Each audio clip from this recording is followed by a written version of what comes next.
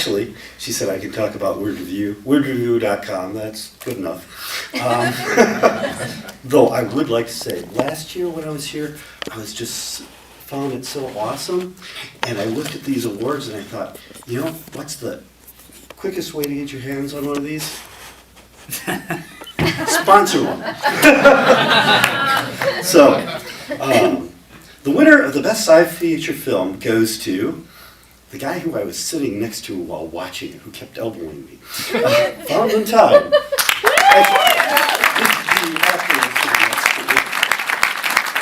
Directed by Arthur Vincie. Here we are at Shriekfest in Hollywood, California, and I have Arthur Vincie, the winner of the Best Sci-Fi Feature Award. Arthur, could you tell me a little bit about yourself? Well, I am a New Yorker, and this is my second feature film as a director.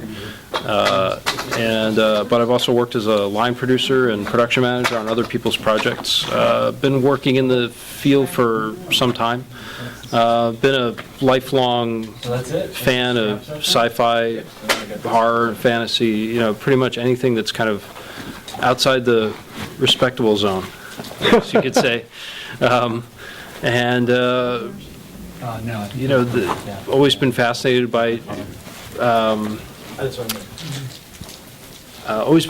by time and how we how our perception of it doesn't seem to really match up with the way time actually works, or how in some ways we just seem to be completely clueless about time. So that was kind of one of the impetuses behind the film.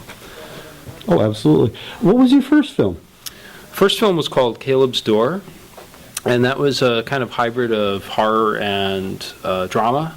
Leaned a little more heavily towards drama, and you know, got a little bit of traction, got a little distribution deal a few years ago. Still very happy about it, but I feel like I learned a lot from that project. Had a great crew and cast, and brought as many of them onto this project as I could. Very cool. So tell me about your current project. The one that just screened? The one that just won the Best Sci-Fi. You heard of it? Found in Time? Well, Found in Time is I guess, sort of sci-fi fantasy film. And it takes place in present-day New York City that's a little bit different from our reality. There are psychics with real powers, and they work as street vendors. And they sell their services on the curb. Our main character is a collector. He has this ability to he picks up these sort of random seeming objects off the street. He feels compelled to do so. But the thing is that everything he picks up, however seemingly random, actually will have a purpose tomorrow, or, you know, at some point in the future. So, you know, the button he finds on the street today will match the one that you lost on your jacket tomorrow. One of the side effects of this gift, though, is that he slips back and forward in time without even realizing it most often. He experiences his life is sort of out of order, the way he experiences it. And, you know, this finally kind of comes to a head when he commits a murder in the future and realizes he has to somehow kind of rearrange his present and his past to prevent it from happening. And that's very tricky to do when you're not even sure where you are in your sort of timeline, you know, when you are, you know. Or which timeline. Which timeline you're in, yeah. And, you know, I wanted to explore these kind of ideas about time, but do so in a very non-scientific way, sort of a more, you know, my influence on this was more David Lynch than Christopher Nolan, you know, so less logical and more mystical or mysterious. So very cool. So where do you plan on going from here? Well, after this festival, it's going to screen next Saturday at the Erie Horror Film Festival at Erie, Pennsylvania.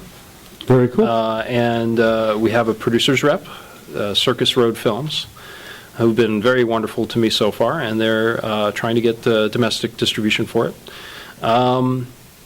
And, you know, we're hoping to apply to a few more festivals, and we're hoping to to move on to whatever the next step of this thing is. We're very ideally we'll get a solid domestic distribution deal and maybe some foreign. Awesome. What about Scripts on the Rack? Do you have anything that you'll be working on in the future? Yeah, I have 2 projects, and which one sort of goes first depends entirely on which one people who write checks like. Right. So fully understandable. One is a sci-fi film called Vision, and it's about a roboticist who is trying to teach her military prototype robot to see the way we do. Cool. But sort of along the way, she starts to herself become more human, to sort of see the larger implications of her work, ethically speaking. And the other one is called Juliet and the City, and that's a kind of horror drama about these 2 people fleeing a civil war who end up, instead of going into the woods where scary things happen, they go into the city where scary things happen. Mm-hmm. That one's a little less further along, but I'm very excited about it, and whichever one people like, we'll go into production with first. So. Speaking of financing and production, how did you finance Found in Time? Well, I was very lucky. I had a number of really generous folks who I've known for a long time who came aboard, and also a bunch of people who crowdfunded.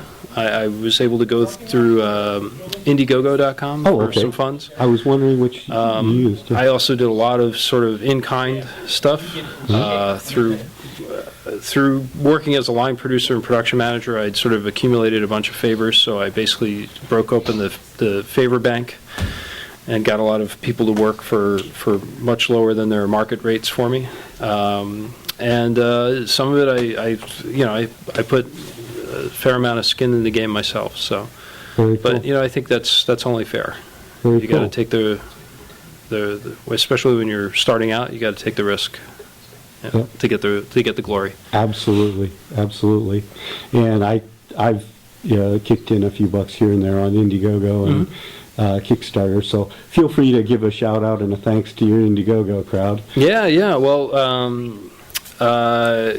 the folks who sort of made it up to the associate producer level, I'd like to shout out to Gavin A.P. Morrigan, Martha and Richard Knockamson, who are both also close friends of mine for a long time. Marilyn Horowitz, who we used to work together and were married at one point. Oh, wow. And she believed in me enough to help me out on this project. So thank you to her, and to Bob Siegel, my good friend and also my attorney, who helped me out enormously. Excellent. Very cool. And, I think, as I said in my acceptance speech, even though I'm on camera, there's like an army of people who helped this project go through. The cast, crew, supporters, location people, vendors, everybody who gave me a break at some point in time. And, it's their hard work that made this possible, and faith. Awesome. So I like to close my interviews by giving the interviewee an opportunity to just tell something weird and wonderful about yourself that your fans might not know. Something just a little offbeat.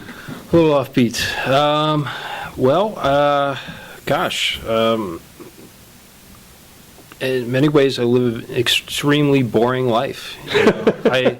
One of the secrets to being to succeeding creatively is to try not to get involved in too much drama, in terms of other people. But something I did when I was younger, I thought I'd be a biologist at one point in time. So I got really into it. Loved dissecting stuff.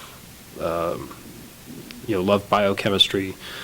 I took home an entire deer skeleton and then brought it into my AP Bio class when I was a senior in high school. Then we cleaned it off and tried to put it back together again. I don't know if that's weird, but that works. I think my mom was not too thrilled about it, but she was, props to her. She didn't throw it out of the house either. She kind of accepted it. So. I don't know. I mean, Very cool. maybe the wonderful stuff is better. I've got a wonderful mom and a wonderful brother. My mom was a writer and photographer, and my brother is an artist. So they definitely inspire me, and are my best fans and critics in many ways. Very cool. Awesome. Well, thank you so much. Thank you. From Hollywood, wasn't too lame. California, and the Shriekfest. Oh yeah, do show your show sorry. your award. Yeah, absolutely, Props to Denise and the whole crew. absolutely. Yeah. Thank you, And thank you, Shriekfest. thank you so much. Thanks. From Shriekfest, this has been the Weird Review.